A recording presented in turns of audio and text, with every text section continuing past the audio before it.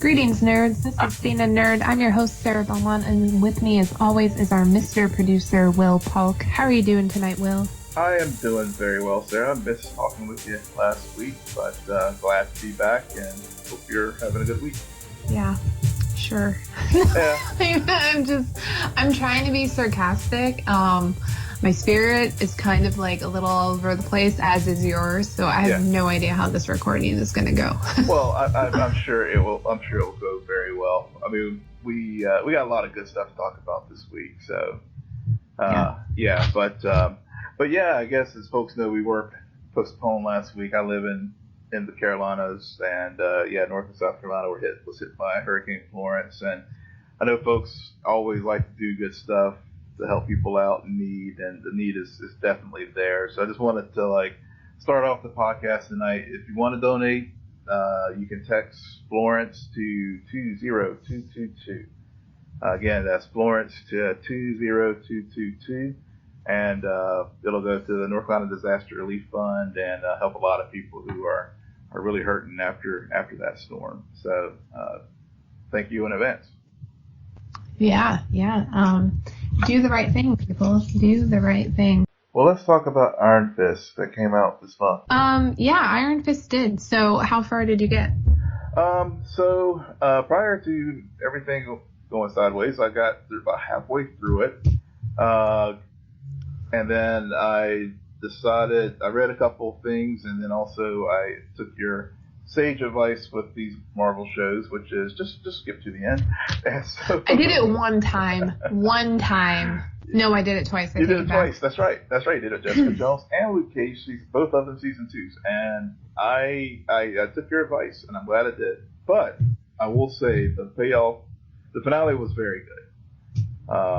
It was not advice. It just happened because I was bored. It's not like a hurricane hit and I suddenly couldn't catch up with the shows. I couldn't get into it, and so I fast forward. I probably, honestly, I probably would have done the same thing anyway. Well, now you're just being mean. No, rude. I'm not being mean. It's just... Give your honest opinion, sir.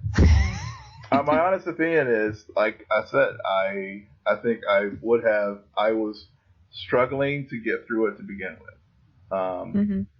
And I think this is, if any folks have been listening to this podcast for a while, you folks are probably starting to see a reoccurring theme with me and the Marvel shows. It's just, I have a very hard time, with the exception of probably Jessica Jones season 1, getting into these characters.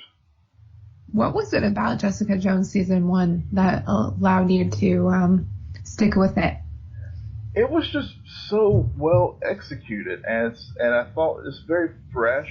She was just a super awesome hero with a really strong story. I felt the same way a little bit as well about Luke Cage season 1. But the rest of them, I mean, Daredevil, Iron Fist, even the Defenders, I mean, they're all a slog for me to get through, and Punisher as well. I just, for whatever reason, I don't know, and it could be just I have an inherent bias towards DC, but as far as these characters, but, on the same token, I'm a big fan of the MCU. But the Marvel Netflix universe, I just cannot get into. Yeah, I mean, I mean, and we also know my trend with these shows. If I don't get into it, then I have no problem skipping forward and just getting the information I need and calling it a day. I'm not tied to these shows.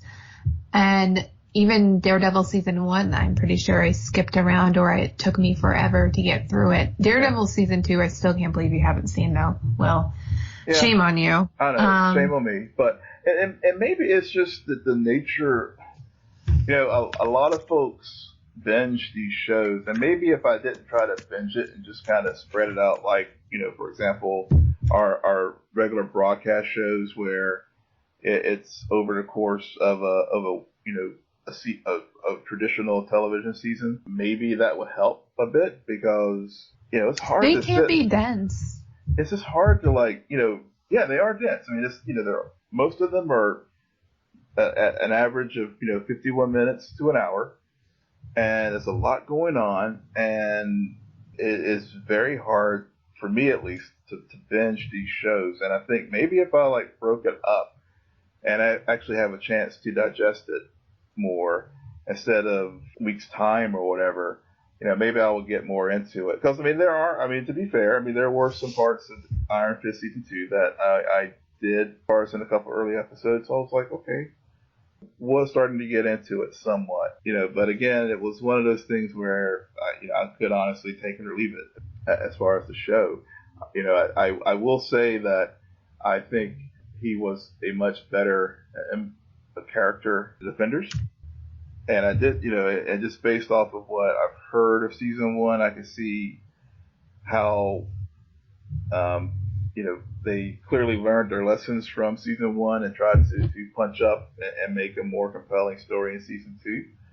But honestly, here's the other thing I think about Iron Fist as I'm watching it. Come on, Will. My last thought on this is, when I'm watching it, I feel like I'm watching another. I was thinking Oliver Queen, quite frankly, and I'm like, here we have same type of character as Oliver, where instead of Oliver gets marooned on Lian Danny gets marooned in another in his place, and I couldn't. For me, I was throughout the series, I was actually drawing comparisons between Danny Rand and Oliver Queen. And I just felt a stronger affinity towards Oliver Queen than I do Danny Rand. Yeah, I sorry, it's been a few weeks since I've binged this show, so I feel like now that you have said that I thought that at one point during the season, and then I quickly forgot about it because of all of the kung fu action in this show. Mm-hmm. To go back to your point, as having been the only member here present who has seen both seasons of Iron Fist, I will say that the reason why Iron Fist 2 is better than season 1 is because we actually focused on the hero as opposed to Danny Rand. Danny Rand is boring as heck. Yeah. Oliver Queen is actually an interesting character because of everything that they did on that show to really acknowledge that the true mystery about Oliver Queen is, who is Oliver Queen? Is he the Arrow, or is he the boy that everybody thought he was going, like, is he the man that everybody wanted him to grow up to be due to his family's legacy? I don't know anymore. It's Danny. Yeah, you're right. Davos should have ended up with Joy. Ward was pretty awesome in the season. I really liked what they did with his character because he was trash in the first season, and the best part of Iron Fist season 2 was the Daredevil tease at the very end. Can we move on? Yes, we can. And I think that's a perfect segue to Daredevil season 3. Well, you're not going to watch it. You just spent like 20 minutes saying about why you don't like this universe, Will. I know. And I you know me, I will always freely give something a chance. I will give it a chance. Because I will say that I did like Matt Murdock and the Defenders as far as the character. Mm-hmm. And I'm very curious to see, given how the Defenders ended, just pure curiosity makes me want to just sort of watch Daredevil season 3, just to see how that arc sort of plays out. Yeah, especially because one of these seasons, Karen's gonna die. Yeah. And that's the biggest, where my interest in that show is when is she gonna die? Is she, the whole dynamic, as soon as they introduced Punisher and then gave him his own show and had her be such a key part of that show, I don't know what it means in terms of this whole storyline, because I just saw the 30-second tease for Daredevil season 3, and clearly Matt's coming back, and he's also going to be very tempted to resume his angst against Kingpin. And which is kind of like, well, why? Mm-hmm. Well, what if Kingpin did something to Karen? And that makes you think, well, where the heck was Frank? No, it doesn't. I don't know. Yeah. So I'm interested. Yeah. Well, I will say it was a very, as someone who is agnostic towards the Marvel Netflix universe, I will give the folks at Netflix who put these trailers together, because I will say, I was like, wow, this dark trailer, and the conflict that Matt Murdock was having, as far as does he want what he wants to do as far as carry on forward as Daredevil, and yet trying to end this evil. It was a solid trailer, and I thought that it's like, as I said, it would give me a chance to I may check it out. Yeah, but you completely missed the point of the trailer. Matt's dilemma is actually, who does he love more? Does he love Karen Page or Foggy Nelson more? For Daredevil fans, you know what I'm talking about. There's some bromance happening. Who will grieve Matt Murdock more, Karen or Foggy? Well, Foggy. Yeah. Well, from what I've seen of your comments about this show, it's definitely Foggy. Yeah, it's definitely Foggy, because Foggy deserves Matt. Matt deserves Foggy, and Karen deserves Frank. You got it all worked out. They need to hire you as the screenwriter. Well, they would never do that, because they never end up bringing the stories I want to life. I put a theory out there and it crashes and burns immediately. Kind of like what we were debating about.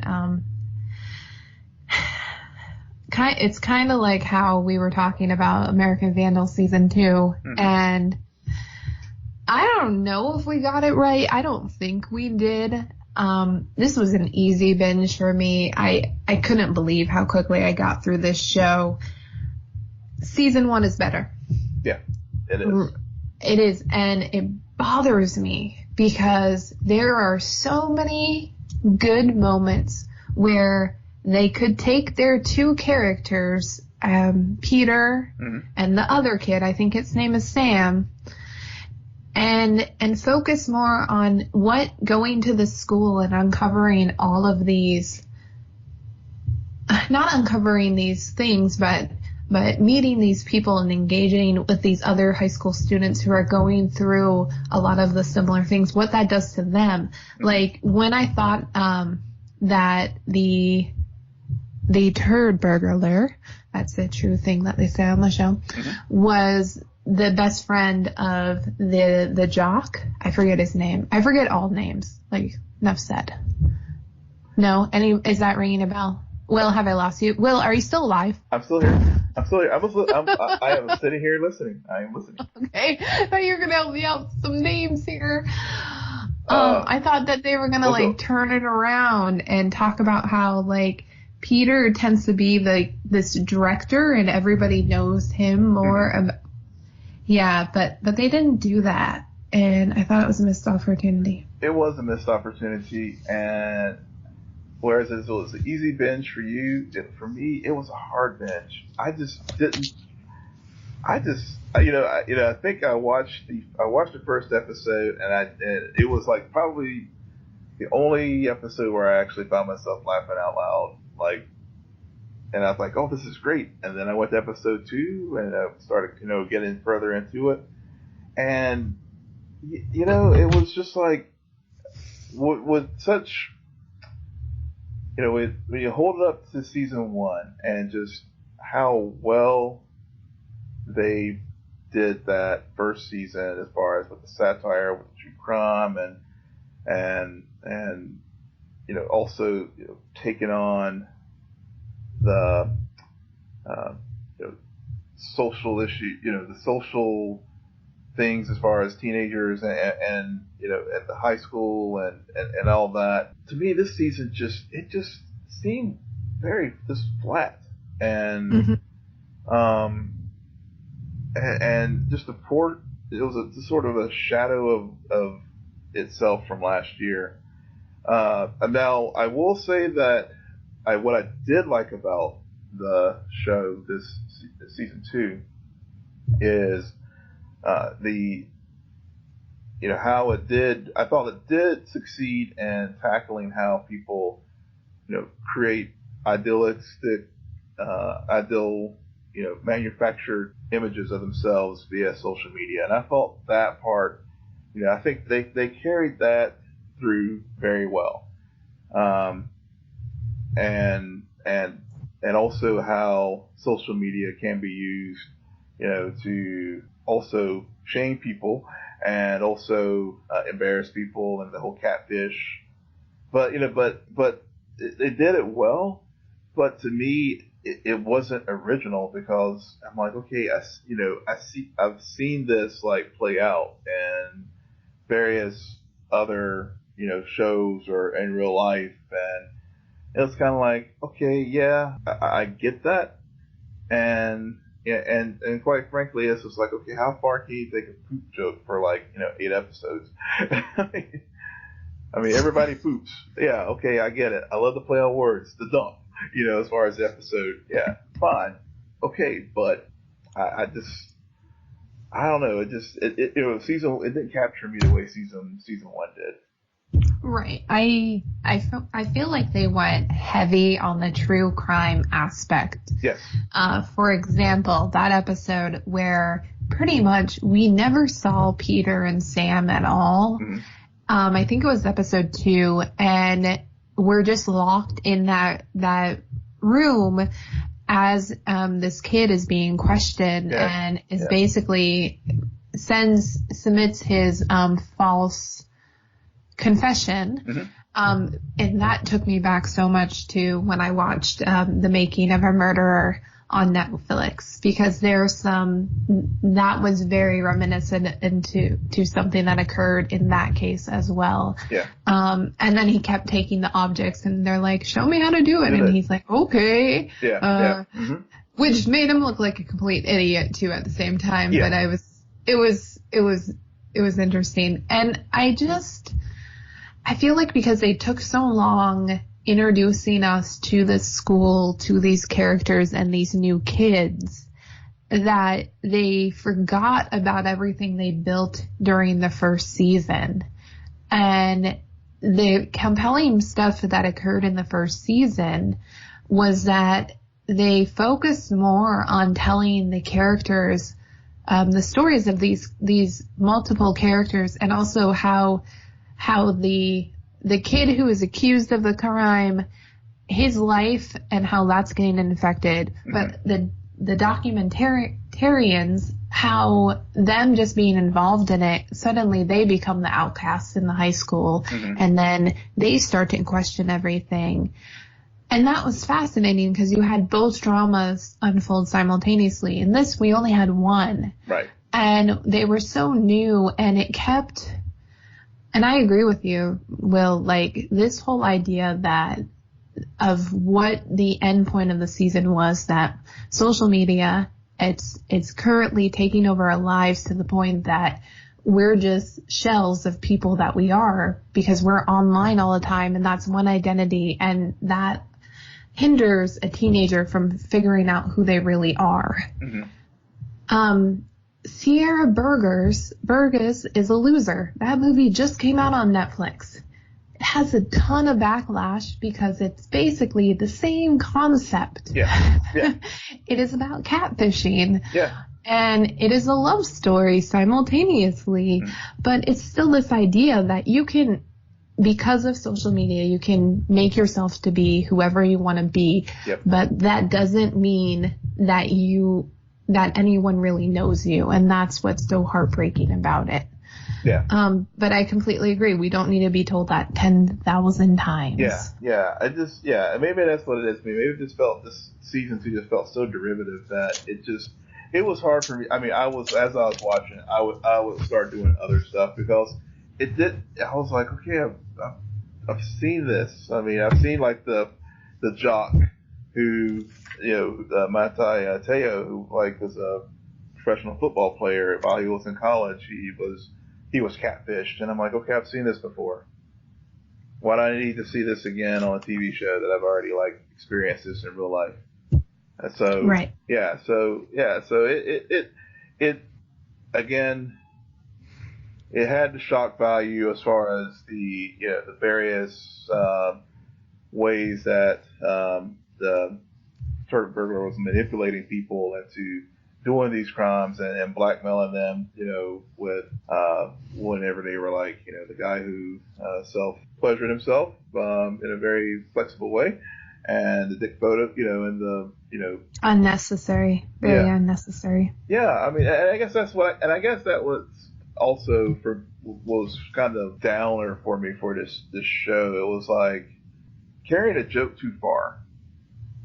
And is doing it for shock value's sake. And I'm sort of like, okay, yeah, well, who drew the dicks is like, that was also a very funny play and on things, but there was, like, as you said earlier, I mean, I think season 1 had such greater depth that this season lacked. That, yeah, maybe they should just, before they think about doing a season 3, they need to really think long and hard about,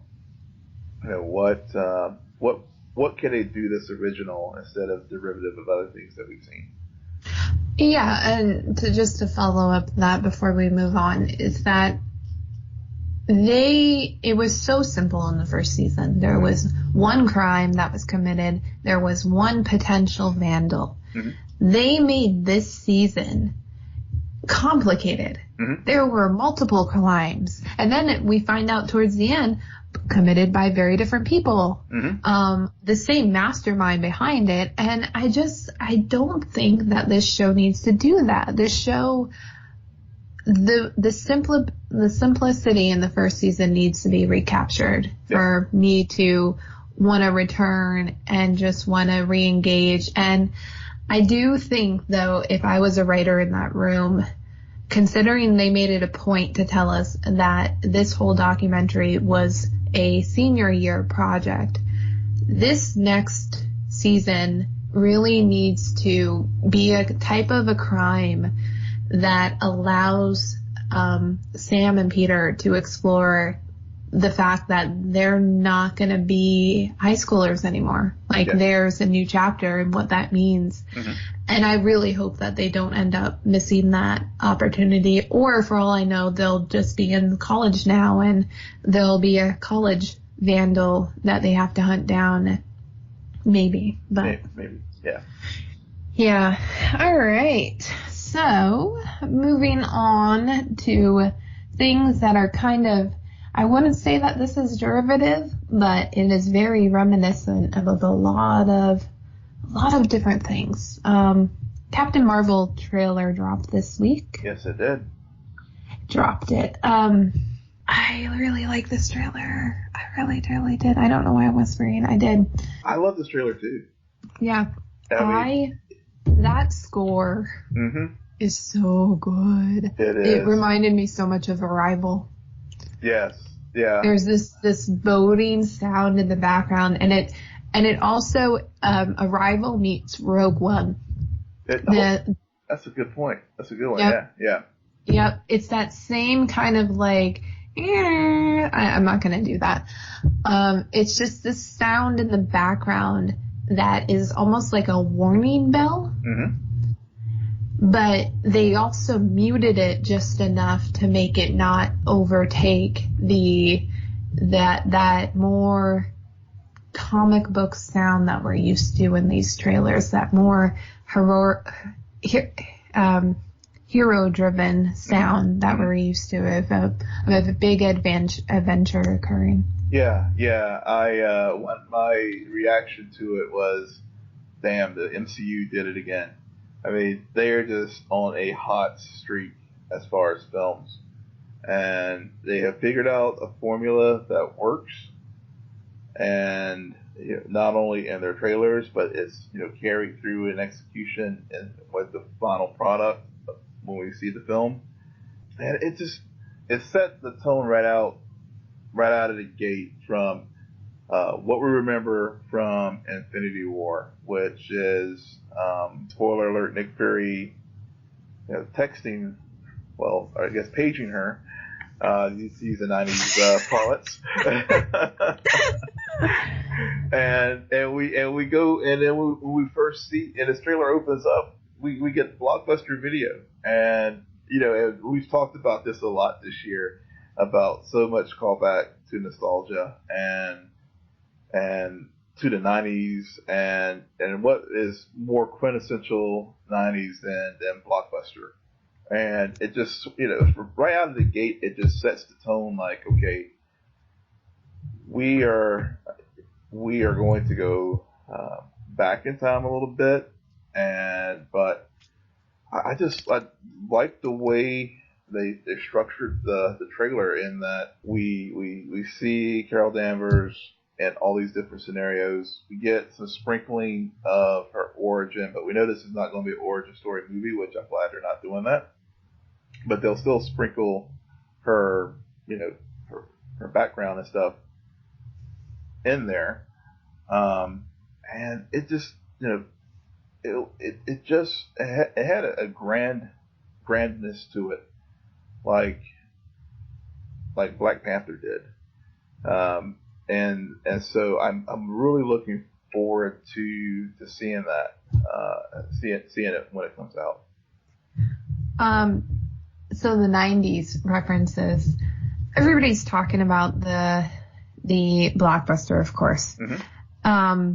But what was interesting to me is part of Sam Jackson's monologue is that, spaceships, space invasion, big car chase and everything. And I'm like, oh, he's making references to classic 90s movies. Totally. And then they end on this image that could have been taken from almost Pulp Fiction, if you ask me. Like, all he's missing is that afro hair. Oh, you have a mind. And it works so well. And I actually disagree with you to a point, Will, that I don't think it was as grand and epic as Black Panther. There was something almost grounded about this that really drew me in, that I haven't seen since maybe Winter Soldier. I can see that. Black Panther had to be so epic because of everything that film represented, and still represents today. And they had the themes to back that up. I feel like Captain Marvel, especially with the first trailer, all they wanted to do was be like, we don't really need to tell you who Captain Marvel is. We don't need to tell you that her origin. We don't have to tell you what this movie is about. We don't have to explain why she's punching a grandma in the face, even though it's probably a Skrull. Nope. All we have to tell you is that, hey, she's from Earth, but she doesn't remember that. Right. Okay, understood. And I love how Nick Fury refers to her as a renegade soldier who fell from the sky. Yeah. Like, that just sold me. I wanted to buy my ticket now. As soon as I heard that line, because that really is this whole idea of Captain America, but also she has some baggage that you can compare to Superman. Yeah. She lived 2 lives, and she has to reconcile both now and figure out who she wants to be now and whose side she really is on. Yeah.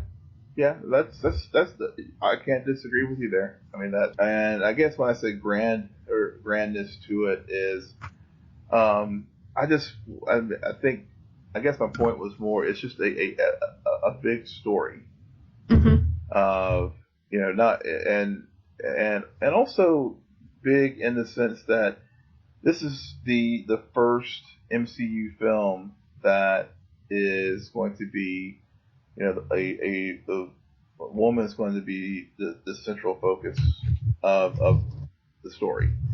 And, Nothing. I was just like, preach. Yeah. And what a way to start phase, I guess this is phase 4 of the MCU with this character and introducing her in the way that you just eloquently stated. I really think that that was what to me was sort of the grandness of it. That was also like, it was not exactly like the Black Panther grandness and epicness, but it was like, this is a launching pad for the next wave of the MCU and how this franchise is going to evolve from what we know into what we're going to see with Captain Marvel and other characters moving forward, like Doctor Strange and some of the phase 3 characters that were introduced recently, and also maybe eventually Black Widow as far as one of the original phase 1 characters. Yeah, I totally understand what you're saying. I've heard from other people online that one of their criticisms is that they walked away from this trailer kind of feeling like, I don't care. And I think if we were to compare it to Black Panther, what it was missing was those kind of epic battle scenes and this idea that, and that appeal that Black Panther had, as it was trying to tell a story about a nation, not just one person. Yeah. And it's very interesting because the moment that stuck out to me in this trailer the most out of anything was when they showed the succession of Carol from her as a girl to her middle-aged, and then her as a pilot, and then her as Captain Marvel. And just that succession to me was like, this isn't a story that's war focused. This is just about a girl and a woman and her coming to figure out who she is and what she has become and identity. Very different story, and it's on par with similar themes that they did in Wonder Woman. Yeah. Granted, they said that in World War II, not the 90s. Yeah. Another end of the decade. But the last thing, to go off of that point, is that I couldn't help but just be like, watch this trailer and immediately think, this trailer tells me all the reasons why I did not find Aquaman's trailer at all enticing. Yeah. Yep. Go ahead. No, I watched them again. I watched them both back to back this evening, just prepping for it tonight, and it's just totally. Yeah, I mean, and I know we talked just earlier in the week too about the differences between the two, beyond just the superficial things as far as special effects and whatnot, but just the tone of the stories, and to your point about the groundedness of Captain Marvel. And for me, with Aquaman, I was watching it, and it's the one-liners and the trying to be funny and they were trying to, like, it was like the DCEU was just trying too hard to, like, force the humor that just comes naturally in the MCU with some of his one-off things, and just tonally it was just a different, like, level of, like, Aquaman, I just felt like, okay, this is just beefcake, this big dumb jock just walking around.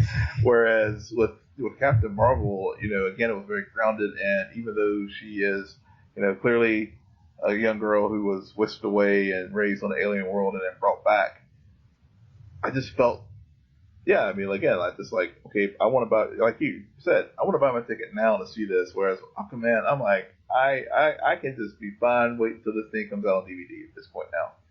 Especially when you see it in comparison with Captain Marvel, and quite frankly, even now with some of the further versions of trailers for Venom, as far as comic book movies that are left for this year, I mean, the pecking order for me is like, as far as 2018 movies, Venom actually is over Aquaman at this point. Wow, I never thought I would hear you say that. Yeah, it is. It's true. Are you okay? I'm okay. Did Florence do this too?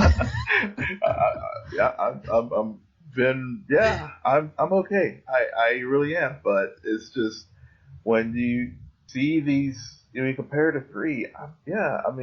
That's just how I feel right now. Wow, we won't tell Jason Momoa. No, we won't. I swear. Okay, I emailed him while you were talking. I'm sorry. Yeah. I had to. Well, and it's not his fault. It's just he's doing the best he can to work with what he's given, and maybe I've been admittedly a DCEU apologist, but y'all, I have to just call it like I see it. I mean, the MCU again is king, and even the Sony Marvel universe is hitting better than the DCEU right now. At least based on the trailers I've seen. Yeah, it's Venom. That second trailer kind of it lowered my interest in Venom. Like that line, "a turd in the wind." I'm like, seriously, who wrote this? Who wrote this? You freaking turd. But there's still kind of just this curiosity of, what is it? What is Venom at this point? And compared to with Aquaman, with Aquaman, it's more like, I've been burned so many times by this universe. The trailer just makes me realize that the same producers are behind this, even if they have a new director who actually knows how to tell a good story. I'm sorry if that was mean, but James Wan, he does. It's still, that trailer is just still exactly what we've seen from all the other DCEU films. Like, there's nothing that is, it doesn't separate itself. Not like even the Wonder Woman 84 stills reminds you, like, this is still DEC. I can't say that. DC, but we are very protective of this property and we will not let it sink. Aquaman, I feel like they went a bit overboard. I don't know, but and Captain Marvel reminded me of all of that. Like, we did the same thing with both trailers. We saw the still images, commented about the stills, and the trailers kind of were like, oh yeah, this is what we're signing up for when we go see these films. That is what it is. Ooh. You know what also dropped this week? What's that? Joker images. Yes. Did you see them? I saw a couple of them, and I saw the one of Joaquin Phoenix, and I was like, okay, I'm just gonna keep on walking past this. I'm just not feeling it. I don't know. I do not know. Like, when it's just his face, I'm like, okay, I see it. When they go out, I'm like, I see a set. Yeah. I don't know. But like when it's just his face and he's in the costume, I'm like, oh my God, this could be really, really good. And I was listening to Collider Live, and they pointed out really what you have to remember. Joaquin Phoenix had an offer for Doctor Strange. He turned it down. Yeah. Now, some would say he's an actor who doesn't do those kind of movies. But now he is. Yep. And there has to be a reason why, in that script. Yes, he is very selective. He is very selective. Yeah, and you gotta wonder why there was such an interest in there.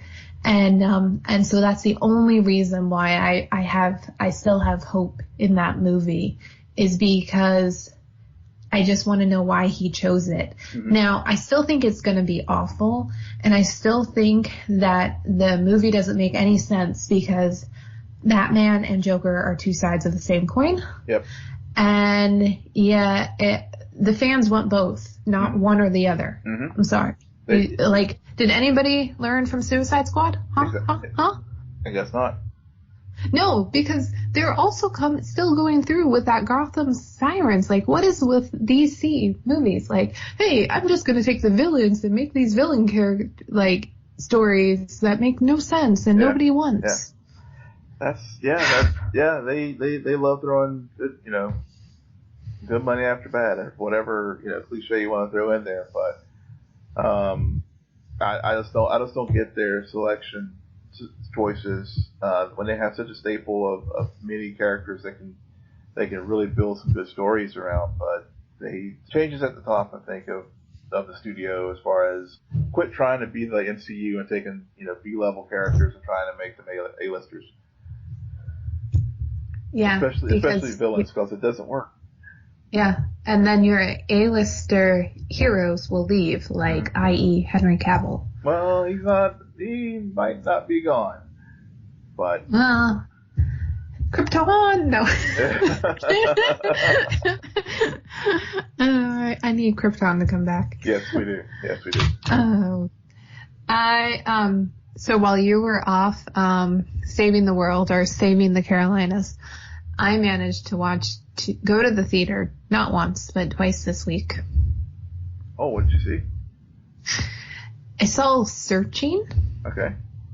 Okay, it's a smaller movie that I'm not sure too many people know about. I've heard of it. The big Is cell. this the one with Oscar Isaac? No. Okay. That's Life Itself. Life Itself. Okay. Yeah, that's the one that's directed by the same Dan Fogelman who created This Is Us. Okay. Searching is the big sell of this movie is that it is about a father, a single father whose daughter goes out one night and never comes home. And why this is an interesting movie is because it's all told from the screen of a laptop. The first 2 minutes of the movie are very freaky because it's literally somebody starting their computer and it's dead quiet until you hear that ta-da, and it freaked me out. I'm like, what's going on? I found it interesting how caught up in the mystery of it all I got. I was kind of like, where are my clues? Because a laptop, you have one screen, but you often have multiple windows open, and so you're constantly looking around the screen to try to figure out if anything is coming up. And I was able to pick up a few pieces and figure it out right before the main character did of what really happened. And it does have some nice turns. I don't feel like I wasted my money. I could have watched this from the leisure of my own home and been just as satisfied. It's not a go to the theater kind of movie. Okay. But it is interesting. Cool. Then, a few nights later, I went and I saw Simple Favor. Tell me about this. I'm not familiar with this one. This one is with Blake Lively and Anna Kendrick. Okay. And it is a Paul Feig's latest film. It is a dark comedy that is heavy on the plot twist and low on the comedy, in my opinion. I don't think it was really funny. Like, the theater never laughed. Okay. Ooh, that's not good. Yeah. Okay. The theater laughed more within the first 15 minutes of Avengers than it did at all in that 2-hour movie. Wow. It is still, let me ask you this. Did you have a moment where you were like, okay, I think I might just walk out of here? No. Okay. So it's not that bad. It's just not, but it's just not. They just did not succeed in executing a comedy. I also have never walked out of a movie that I've paid for in the theater. Okay. I have purchased a movie online and stopped watching it. But there's just something about the commitment of leaving your own home, making the effort to get there on time, sitting down, that for you to just get up and leave, like, I kind of understand it, but I kind of just have always been like, no, I can stay. Ooh, actually, I take that back. I have walked out of movies before, but not for that reason. Okay, yeah, I've done it before, and then I went to go see something else that was just getting started, so I was like, okay, I'm here. And I've done that once or twice.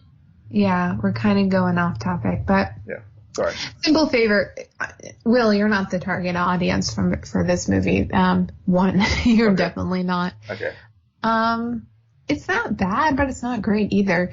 The most compelling part of it was when I watched an interview with Trevor Noah and Anna Kendrick, and Anna Kendrick explained part of the thing that was going on with her character, and I'm like, oh, now that makes me that much more interested in the movie that I just watched and didn't really understand. I got it now. Oh, man. Well, we good? We good. All right. Will, well, why don't you tell the listeners where they can find you? Yes, you can find me on Twitter at Will M. Polk. That's WILLMPOLK.